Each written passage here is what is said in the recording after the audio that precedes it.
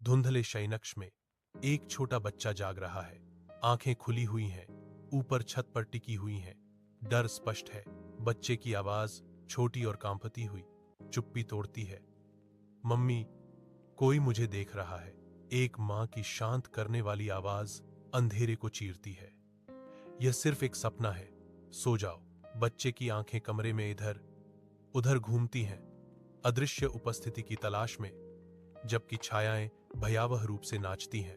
मां की आवाज कोमल लेकिन दृढ़, शुभ रात्रि। फिर से सन्नाटा छा जाता है, इस बार और भारी, क्योंकि बच्चा सतर्क रहता है।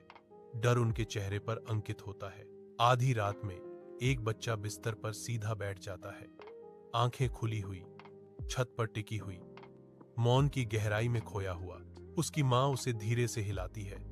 उसके स्पर्श में एक हताश विनती होती है, फिर भी वह अनुत्तरित रहता है, अपनी दृष्टि में बंद। अलमारी के दर्पण में एक प्रतिबिंब एक आकृति का खुलासा करता है।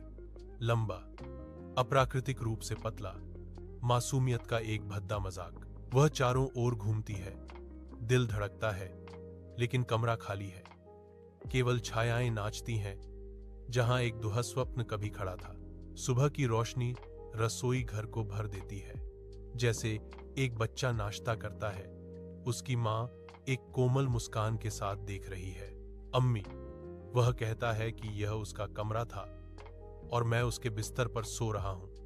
बच्चे के शब्द हवा में लटके हुए हैं। मां की आंखों में चिंता की छाया झलकती है, क्योंकि वह ध्यान से सुनती है।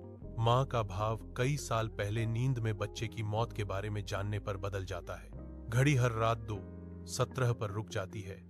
कमरे में एक अजीब सन्नाटा भर जाता है। मां और बच्चे एक दूसरे को देखते हैं। डर उनकी आंखों में गहराई से अंकित होता है।